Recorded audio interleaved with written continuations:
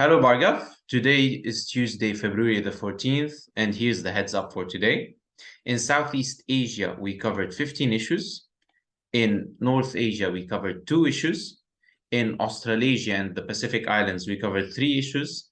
In South Asia, we covered 18 issues, along with the major developments in the EMEA region. Bassel, that's a lot of issues. Which are the major issues we need to be focusing on? Sure. Starting off with Southeast Asia, several houses and public buildings were damaged during flash floods in Bondowoso Regency in eastern Java on February 12th. 2 villages, which are Sempol and Kalisat in Ijen district, were the worst affected. All right.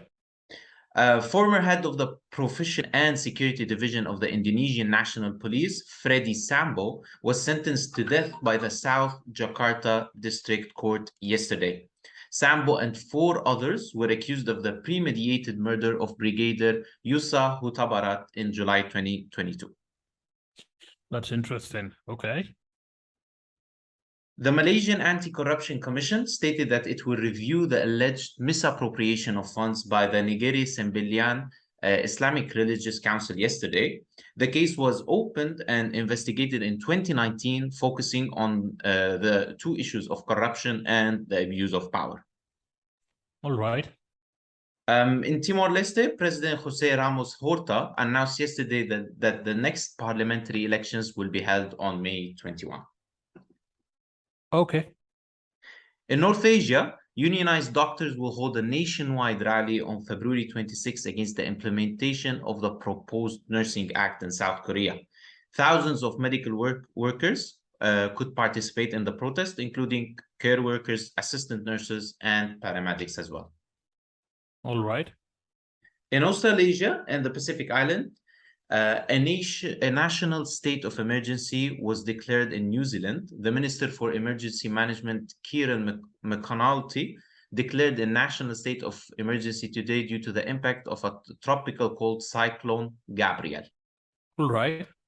In South Asia, hundreds of lawyers held a protest demanding a law to ensure the safety and protection of lawyers in Bengaluru, Karnataka yesterday. Over 500 police personnel were deployed to control the situation. All right. Bangalore is a chaos in itself, and deployment of 500 policemen will add to it.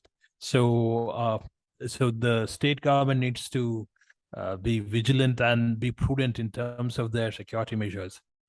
Are clashes likely in that area between security forces and protesters? We cannot really rule it out. It can be quite tense at times, depending on the issue at hand. It all depends on how the police people behave themselves. And again, the protesters, it also depends on what drives them. Yeah, exactly. Other than that, protests were held for the 4th consecutive day by Mehrauli area residents in New Delhi yesterday. They demanded that the Delhi Development Authority stop its ongoing demolition drive in the area. Demolition drives are a very tricky issue in India across the cities.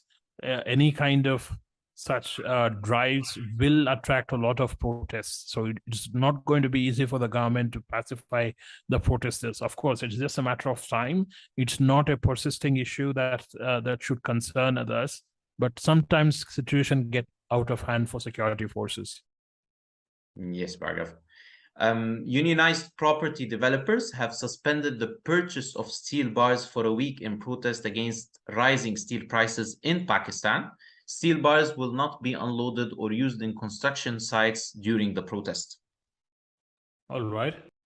Also in Pakistan, public transport operators protested yesterday and blocked traffic on the Kathmandu Ring Road, which circles Kathmandu and Lalitpur cities. Okay. In addition, the Ministry of Foreign Affairs urged Pakistani embassies in Europe to refrain from issuing visas to Afghan citizens until further notice. This actually comes after the ministry discovered that 1,600 Pakistani visas had been issued to Afghan nationals based on fake residential addresses. That's interesting. All right.